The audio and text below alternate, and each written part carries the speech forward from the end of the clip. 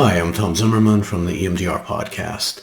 This episode is about what's different about the 4-blinks version of Flash, and I want to take a little bit deeper dive than I've done in past episodes. First, and probably most important, this version of Flash has an easy, simple, and very, very clear working mechanism that just works. So what's going on here, I believe, in this version of Flash has a way of thinking about it that can be easily understood by both therapists and clients. So the 4-blinks version of Flash has a clearly articulated working mechanism that shapes everything that's in there, and it also explains why so many things aren't in there. It emerges from a very simple concept, originally articulated by Bruce Ecker, that humans heal when we activate difficult content and then sit with experiences. That experiential component is essential. That contradicts the expectation in the bad memory. So again, humans heal when we activate a piece of content and then sit with experiences that contradict that experience. So it's experience, not knowledge, not information, not in EMDR adaptive, right now information. It's having experiences that contradict the expectation in the bad memory. So in Flash approaches, we do this hundreds of times in a single 30 to 40 minute session. So yes, Bruce Ecker is primarily interested in shifting whole neighborhoods of cognition.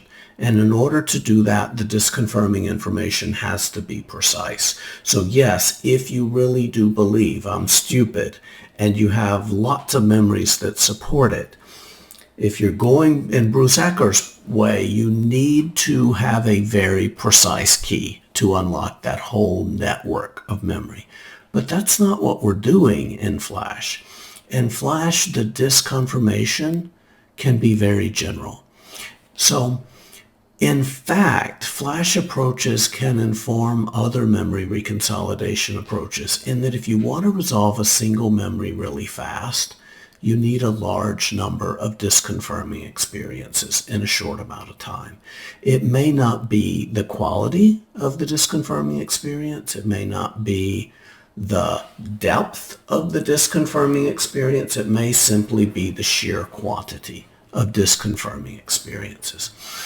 Vast number of it. And really what the blinks do in Flash is you're in this calm, disconfirming experience 30 seconds at a time, but every 5 seconds the therapist is saying blink.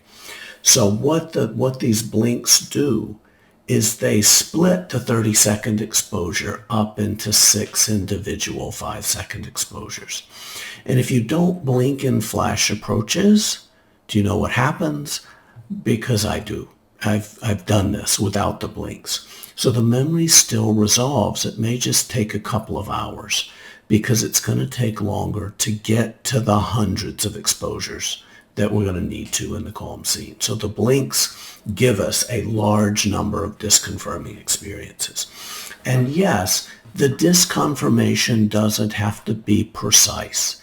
It can be general. So seeing a video of a bubbly hot pizza coming out of the oven over and over is disconfirming enough to process memories of childhood sexual abuse for most people. So this conceptualization that we heal by having experiences that are different than the expectation in the bad memory guides every single word that's in the 4-blinks version of Flash treatment guide. Other working mechanisms that I don't endorse in this version of Flash is that it works because we're disrupting working memory. So I don't want to do anything. If the core of the active ingredients is you having an experience that is different than the expectation in the bad memory, I don't want to do anything that distracts you from your core task, which is finding your way back into that calm scene over and over and over. And if you're an EMDR therapist and you just like the bilateral, you can do it, I suppose, But in this version of Flash, I promise it's an extraneous variable. It's not an active ingredient. And I'll jokingly say, okay, well, some people may like Bilateral. Other people may love Yankee Doodle. You can have your clients hum Yankee Doodle, right? You can have them hum it backwards, but that's not going to help them find their way back into this calm experience. And that's the active ingredient. That's what I want them to do. This is a little bit of an aside, but it's something to think about. Do you know what happens when we do things like EMDR 2.0, that we have the client do things that directly distract them from the activation that we just guided them into? What's happening is they're very likely having an experience, a body-based experience that is different than the expectation in the bad memory. So it's entirely possible that our disrupting working memory ways of thinking about things work, because ultimately, at the end of the day, the client is having a disconfirming experience rather than the memory is somehow being nudged by these disruptions. Disrupting working memory and the memory being kind of nudged by these disruptions isn't nearly as elegant as the idea that maybe Bruce Ecker is just right about humans heal, how humans heal, and that we heal when we have experiences that disconfirm the expectation in the bad memory. Or as Van der Kolk in the most quoted line in The Body Keeps the Score says, the body needs to have experiences that deeply and viscerally contradict the helplessness, rage, or collapse that resulted from the trauma. Other working mechanisms, Phil Manfield, who developed Flash, appears and has appeared to be moving toward a subliminal activation working memory. And that may, in the end, be productive. I have absolutely no idea, but what I do know is that's not what I'm trying to do. That's not what I'm trying to show people. I'm trying to show people how to activate the memory very, very lightly and then sit with over and over and over experiences that are different. Because every other transformational trauma therapy involves some level of activation and engagement, direct engagement with the memory content. This working memory that I endorse has the added benefit of being something that you already know. You just need to think about it. So as a therapist, how have you ever gotten past anything? As a human, how have you ever gotten past something? And my suggestion is that you've done so by having experiences that are different than the expectation in the bad memory. Think about it this way. We heal relationally from our relational wounds. And even the parts work that everyone's talking about, parts work works because it encourages the client to have experiences that are different than the expectation in the bad memory. So from the very beginning, this version of Flash has taken that view of this is how humans heal. And because this is a way that how humans can heal, this can't simply be a technique. So if you go back to the very first video that I ever made, the very first podcast I ever made about Flash, in that video, I said this has to become an approach to psychotherapy. This can't simply be a technique. And the early versions of Flash were simply wrong about Flash's potential. Because when you do Flash approaches well, the memory resolves, period. And the memory resolves using every metric that we would consider that memory resolved in EMDR or any other transformational trauma therapy. And I used to go out of my way to try to make this case in trainings that I do. You simply need to see it. And when that memory resolves, simply ask your client, is there something that you believe more positively about yourself now than you did before? Yes. Ask them if adjacent memories have lost some of their heat. So we're so used to thinking of EMDR and EMDR only as shifting cognitions or generalizing. Healing shifts cognitions, and healing causes generalizations. EMDR is a really good way to do that. Flash is another way to do that. So again, you may need to see this to believe it. We used to say Flash doesn't shift cognitions because no one got around to ask. Ask, you'll see.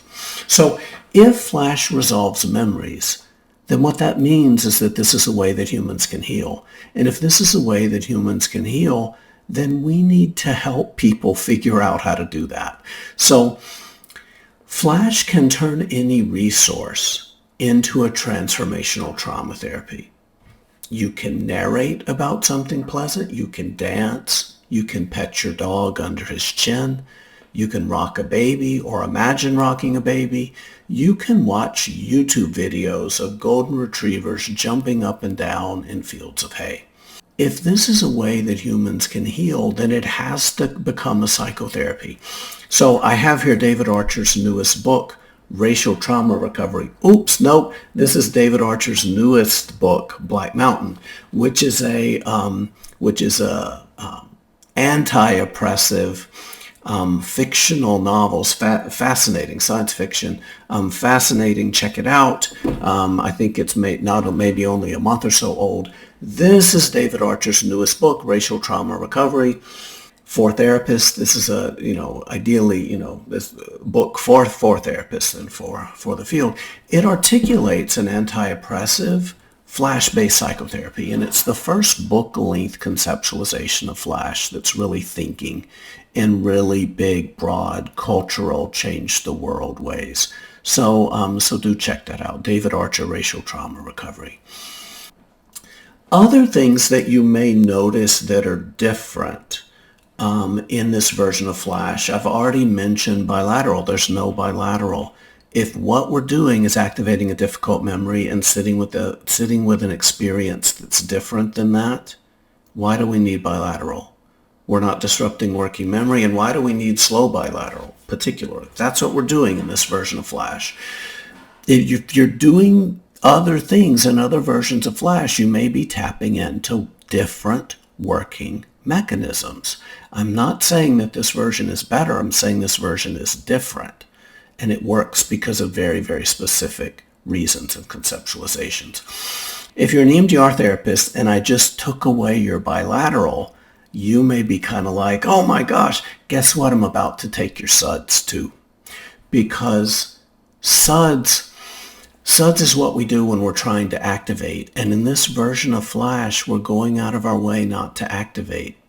Flash approaches tend to fail when we overactivate. And again, the purpose of checking the SUDs is to kind of get this memory, feel how crappy it feels, right? By bringing it briefly into working memory, accessing it, feel how crappy it feels. And that's not what we're trying to do in Flash. So while probably millions of people have done Flash with therapists that do check the SUDs, it is a very elegant thing not to. Because I use the deli metaphor slicer, we want to keep the memory on the right side of the deli slicer blade. We want to reach into the cabinet, select a memory, drop it into the slicer. Don't hold it. Don't bring it into working memory. We're working on this memory one slice at a time. So we're going to glance at the memory super quick. That is the piece that's getting resolved, not the whole thing. We're so used to thinking of activation as bringing the whole memory into working memory. One of the things Flash does is it lets us bring a piece of the memory into working memory and largely leaves the rest of the memory in the limbic brain. This is a huge difference. And because of that, I don't want to do things. If I'm only working a slice at a time, I don't want to do things that reach over the blade and bring the whole memory into working memory. Because of that, in this version of Flash, we also don't container the memory once we start working on it.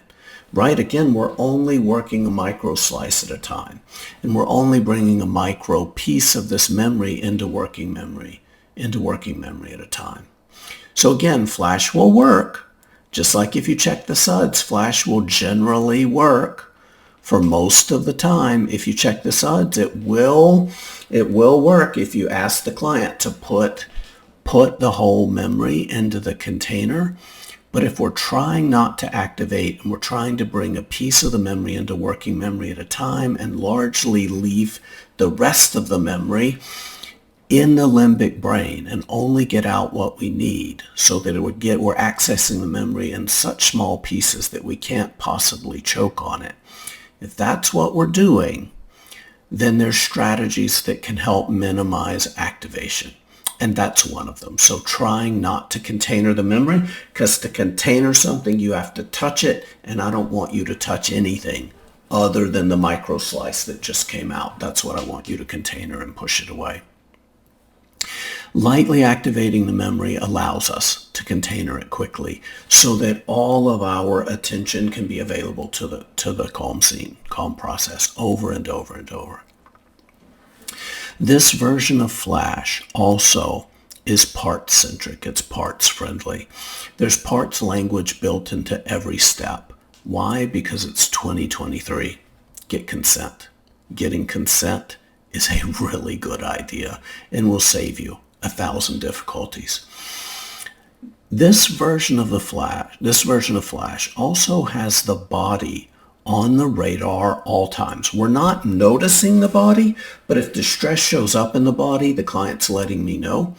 So when other versions of Flash reliably end with a SUDs of 1, 2, or 3, doesn't go all the way down to 0, very often this is because the body isn't on the radar. This version of Flash has a built-in shop vac resource that'll help us quickly vacuum distress out of the body to help make sure that overactivation in the body isn't junking up our calm scene. This version of Flash also anticipates that clients may overactivate. They may have a flashback, and there are clear instructions in the script for how to deal with overactivation, really with the requirement. I mean, I'm not trying to control you, but with the requirement to teach all clients both shop vac to deal with body-based distress and sensory grounding in the event the client goes to glance at the memory and they're pulled into it. I think that in order to do trauma work, we need really good grounding skills in place for most clients, for I think virtually all clients. We have been trying to heal for as long as we've been human. There are 2 pages in the script that guide clients on how to do self-administered Flash when the therapist thinks that may be appropriate, to help them manage, not to work on the existentially big stuff, but to help them manage what may come up between sessions. Clients have been trying to heal forever. They've just been using very inefficient cultural strategies to do it. Flash is a highly effective strategy for clients to use between sessions, and it's built around 2 core resources I want them to be doing anyway if they're triggered by a memory. Calm scene and container over and over and over. Out of the understanding that when clients get activated by something, they're going to be dancing with this content until it gets recontained in the limbic brain. In Flash, I have a whole cohort of clients who are coming and telling me what they flashed between sessions, what activation has come up that they're flashing between sessions. This is revolutionary for us as a species to be able to process their own stuff. Despite my love of doing Flash this way, and I really, really do love this, I love training this, I'm not arguing, and I've never argued that this version of Flash is better than other versions. I'm just claiming that it's one way to do Flash well. I'll also claim that it's probably one of the most well-developed, comprehensively developed versions, because from the very beginning I've thought of it as an approach to psychotherapy. It's built around an understanding of how humans heal that already makes sense. We're just not used to doing it this way. So the treatment guide is comprehensive and provides many of the resources that we should, be already doing anytime we're doing trauma work. So this version of Flash is a little bit unique in that it has an explicitly developed and tested container, right? A custom, unique to each client, developed and tested container. And this whole version of Flash is built especially for my clients with really extreme trauma. It stresses the importance of outsourcing the calm scene to a video on YouTube or related service for clients with really complex trauma. What's also different about this version of Flash from the very beginning is that it's open. It's not copyright. People may own, just contextually, right? Flash is not trademarked. People may own their own individual copyrighted scripts. But if this is a way that humans can easily, reliably, and predictably heal, nobody owns this. It is already in you. It is your birthright, and it's yours as a function of being human. You can use this. You can train this. You can research this. You can modify this. And I'm hoping one of you is going to use what you learn here to develop the psychotherapy that is going to change how mental health services are delivered globally in this century. If how you're doing Flash works great, keep doing that. The world needs you to keep doing that. But if you aren't seeing your clients, including your clients with really, really severe trauma, resolve memories 90+% of the time in one session, take the training. Take the free consultation and be in touch. From the very beginning of doing Flash trainings, I've made the promise that I will work with you almost endlessly and for free until you see what I see. And what you are likely to see, and this is staggering, is that Flash is the closest thing we have to a combination lock to unlock trauma. 3 rounds to the right, 2 rounds back to the left, back to that final number, click. And if you're not seeing that, I promise there are ways to do Flash better.